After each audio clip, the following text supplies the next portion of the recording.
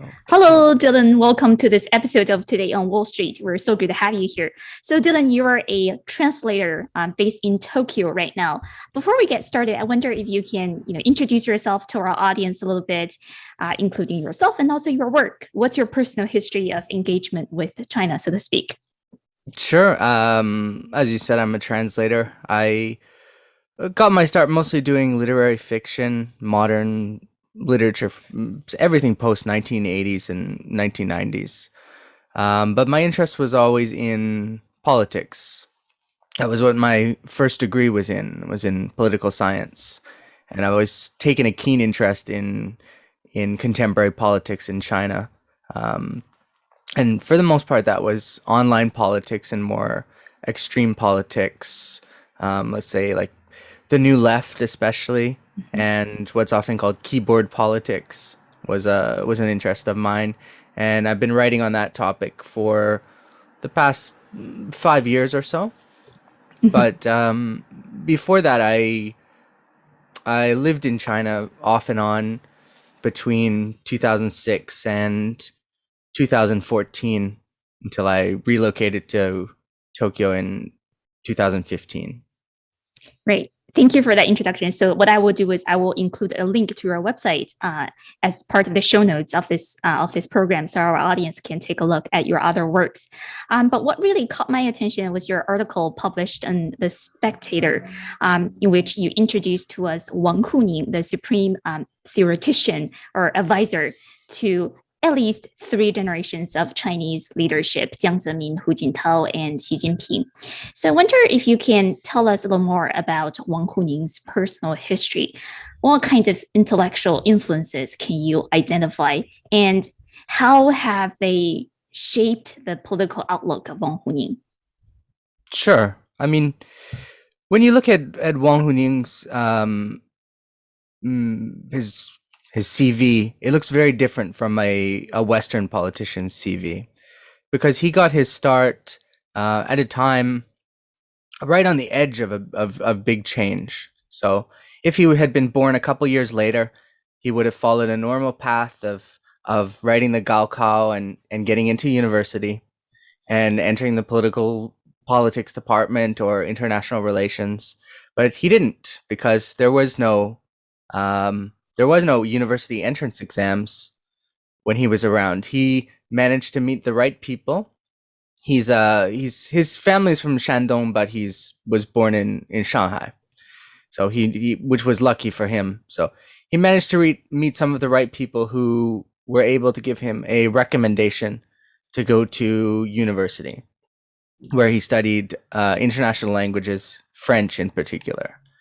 And after that, by the time he was finished that, he was able to re-enter Fudan. This is in the early 1980s.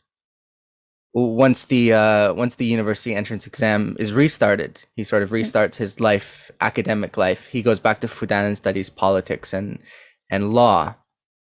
And around this time, he makes the acquaintance of some very important people in what's usually called the Shanghai Bang, the Shanghai Gang, which are very important people who are going to rule the country for the next several decades. People who are surrounding Jiang Zemin, so like Wu Bangguo is a very important figure, and they sort of help Wang Huning to rise up the chain of influence. At this time, he's still working at Fudan as a professor, but he makes the front cover of a theoretical magazine called Banyue Tan, which is a very important reformist theoretical magazine. So even as early as the 1980s, mid 1980s, you can see he's sort of being groomed for great things. That's a very interesting question, because he came along at a time when there was almost a blank slate of what you could do in the country. You have Deng Xiaoping come out, and he sort of sets the agenda with the third plenary session of the 11th Party Congress in 1978. He says, we are going to reform. but it's not exactly clear how that reform is going to be carried out. There's people pulling in multiple directions through the 1980s. There's some people who are conservatives who want to go back to a more Maoist or Marxist model of doing things. There are liberals who want shock therapy in China, who want overnight reform. And then there are many people who want something in the middle. And the question is, what will the direction be?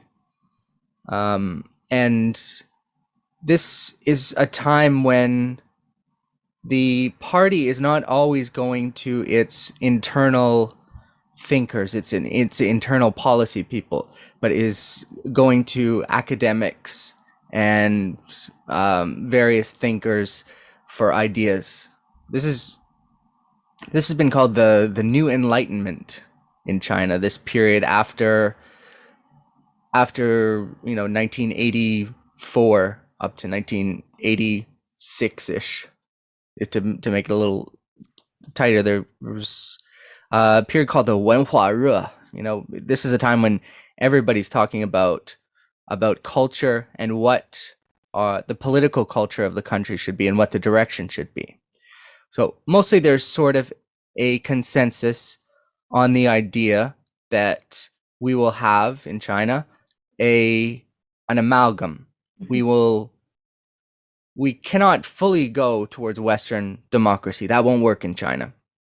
We also cannot go back to revolutionary Maoism.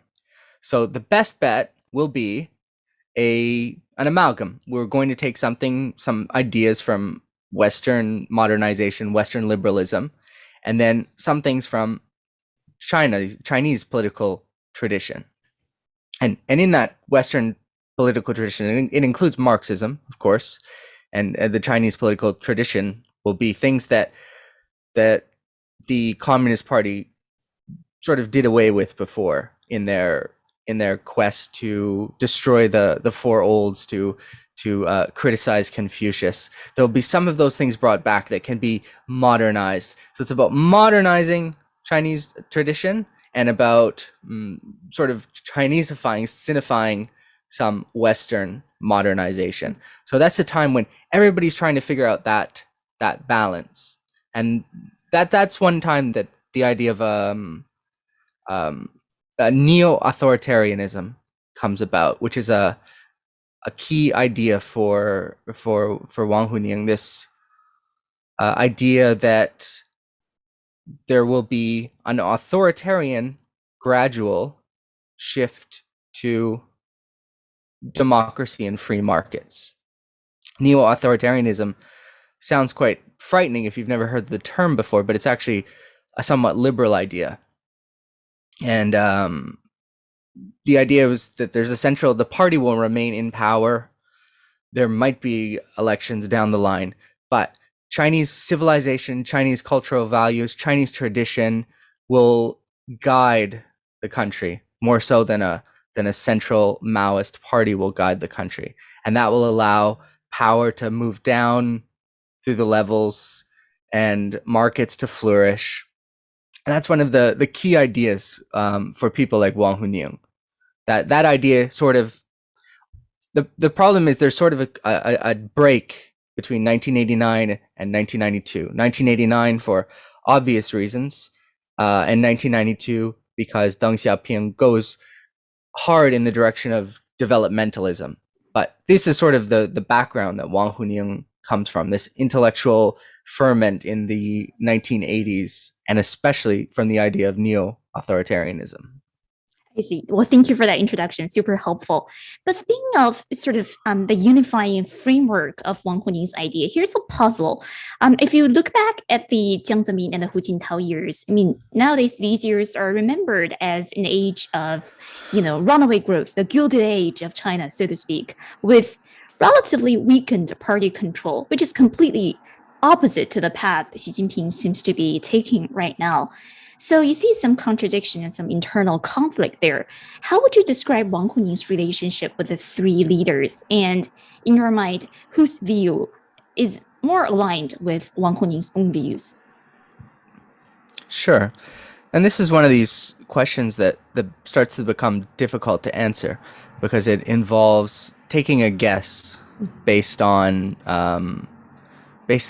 which trips Wang Huning is going on and where he's seen, because he writes. He's sort of credited indirectly with writing the key things that Jiang Zemin builds his ideas on, like the 三个代表, right, which is this idea that sort of takes the party out of politics somewhat. It says the party should represent certain things. It should represent advanced productive forces. It should represent culture. It should represent the fundamental interests of the Chinese people.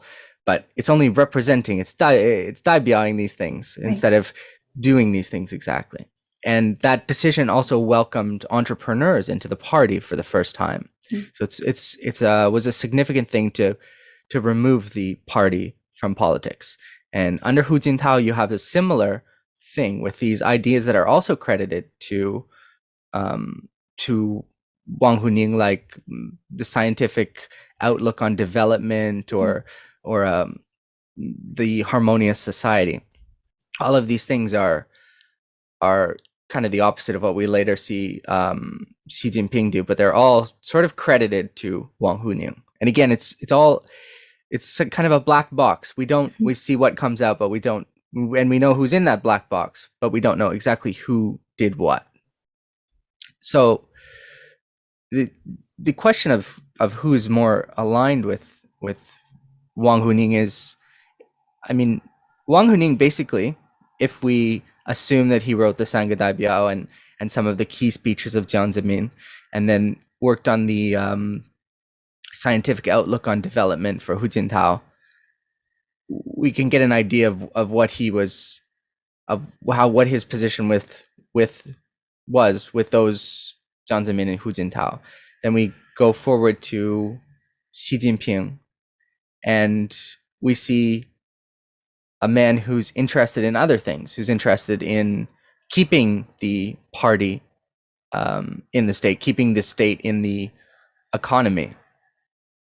But we don't know what Wang Huning thinks about this. We can only guess, because Wang Huning is not out making his own statements. He's no longer writing books about these sorts of things. So it's also important to know what the situation was for Jiang Zemin, Hu Jintao, and Xi Jinping, and what they could do and what they could say. Jiang Zemin was coming to power in the shadow of Deng Xiaoping. He was part of a large faction that was not able to do everything that it wanted to do, and was held down to some extent by some corruption.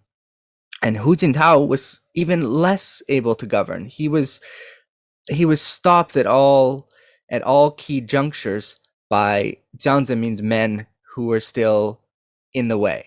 He could say whatever he wanted, but he couldn't necessarily do it. Xi Jinping, because of his anti-corruption drive and his attempts to root out the Shanghai Bang, the Shanghai gang, he has much more power. And the fact that he has Wang Huning beside him through all of these key decisions, you can surmise that he's drawing very closely, maybe even closer than Hu Jintao or Jiang Zemin, on the ideas of Wang Huning. Mm-hmm. But we don't know what the heck Wang Huning is thinking at this exact moment. Right. Well, thank you for that introduction. Super helpful. Help us review some of the key junctures in the Chinese modern history. But speaking of sort of opening up Wang Huning's personal world a little bit, Wang Huning actually left us with some evidence, through his own writing.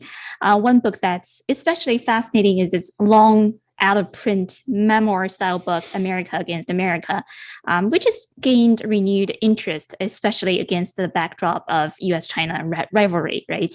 I wonder if you can tell us a little bit more about the book, America Against America. Why do you think Wang Huning wrote it? What were his core arguments? And what piece of information is obsolete and what's still relevant today to help us understand the U.S.-China relations?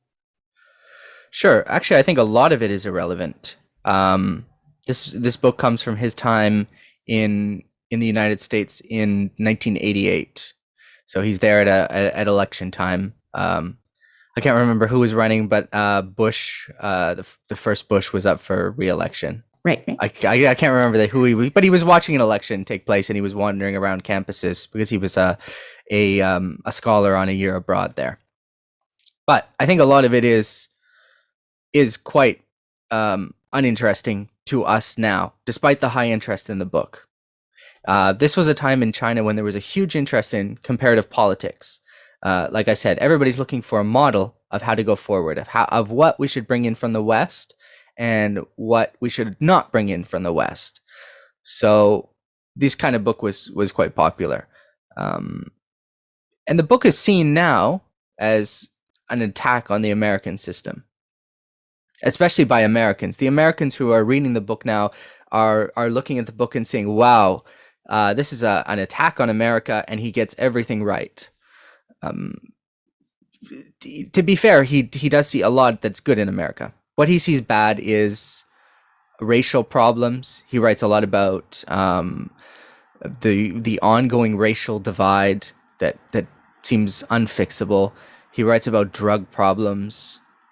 America in the 1980s was experiencing not an opioid epidemic, but a crack epidemic, and he sees that filtering into these university campuses. He starts reading a book there by Alan Bloom called The Closing of the American Mind, which is about the idea that serious intellectual thought is no longer taking place on American campuses because of value relativism and this sort of nihilist sense that everything matters but nothing matters. And he sees like a gaping hole at the heart of the American intellectual class. He's not enthusiastic about what's going to come out of these kids he's meeting at university. And he sees the political system in this year of an election. He sees two parties, and he's confused a bit. He's not an idiot. He understands American politics. Before he went there, he understands Western politics, but he sees two parties that are completely disorganized.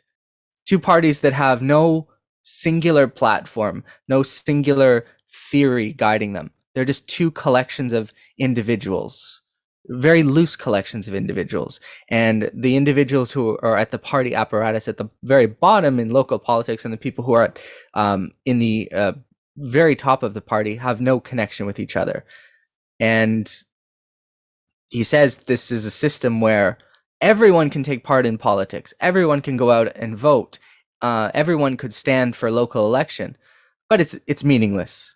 Everybody is powerless. This is a system where there's no political participation possible. There's no democracy here. So he sees that capitalism has won. Of course, Americans, there's especially comparing China in 1988 to the United States in 1988, it was clear, capitalism is wicked. Everybody's driving Camaros, doing cocaine, listening to yacht rock. It's awesome here, but it's spiritually empty, and this whole thing is headed off a cliff, is sort of what his conclusion is. And it's very interesting to look at this in comparison to his trip to Singapore. He took a trip to Singapore with the Fudan Debate Club. I think that was in 1993, so a couple of years later. And he goes to Singapore and says, well, this has a lot of the things that I saw in the United States. Everybody's driving around in a nice car also. Everybody has good food also. There are some social ills. I'm seeing some homosexuals. I'm seeing some men in women's clothing. He doesn't like that. But he says why they will succeed here is because they have a civilization. They have a political civilization, a spiritual civilization. So that's sort of his conclusion coming from the United States, is that materially capitalism has won, but not spiritually. And capitalism must be combined with a spiritual civilization. Those are the key idea coming out of America against America and his experiences in Singapore as well. Would you say it's Wang Huning's views that affected Xi Jinping that led to Xi Jinping's sort of change course in action? Or is it the other way around? In other words, Wang Huning sort of reverse engineered the theoretical foundation of Xi Jinping's actions and rationalized them. You know, there's when you look at what Xi Jinping says in his speeches, there's a lot of continuation from what was in Hu Jintao's speeches and Jiang Zemin's speeches. Jiang Zemin's speeches have a lot about the party remaining in control. Right. Hu Jintao's speeches have a lot about the party remaining in control and about good spiritual civilization and whatnot. But the fact is that Xi Jinping will actually act on it.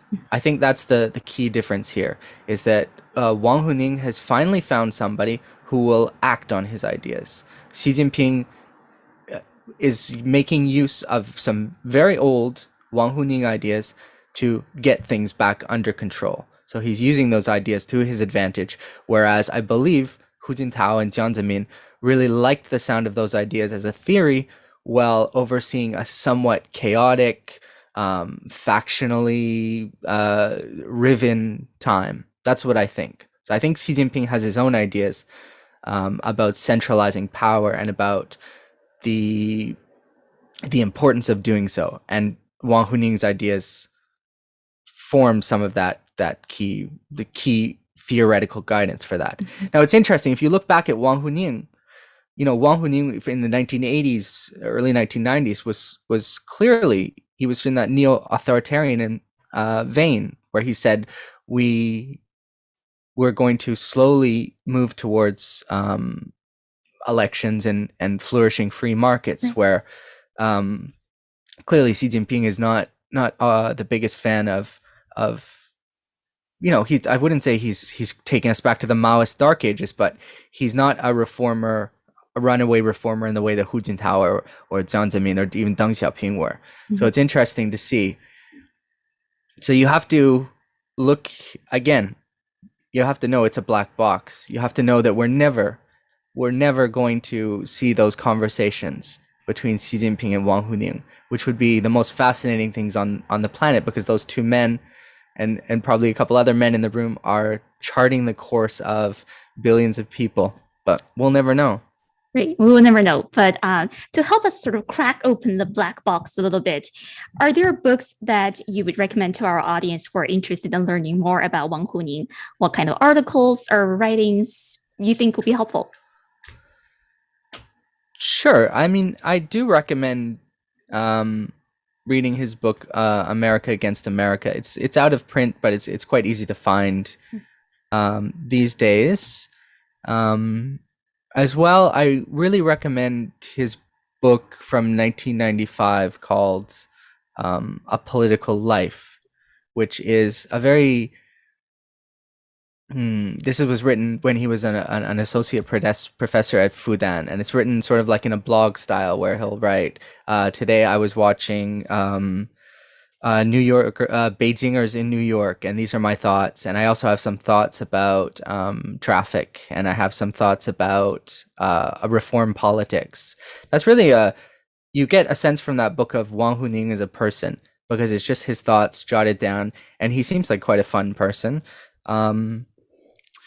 No, you know, what I really recommend is that people pay attention to what comes out of state media and takes it at face value. Quite often, you know, when these speeches are made by Xi Jinping on common prosperity, I think very few people actually read them. I think very few people actually read Xi Jinping's On Governance.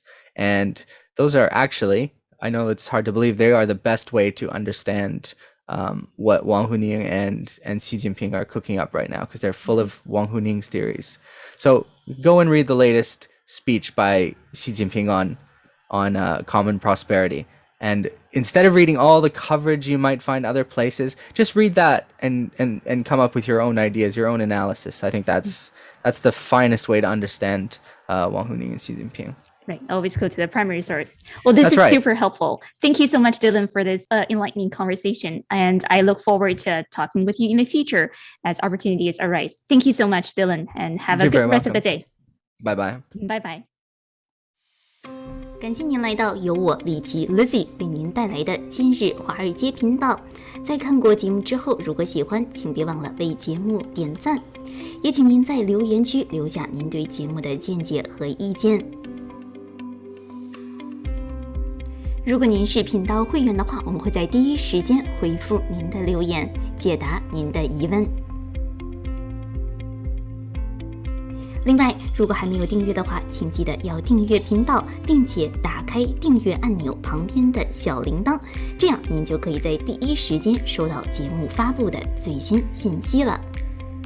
再次感谢您观看今日华尔街频道，我是李琦，我们下次再会。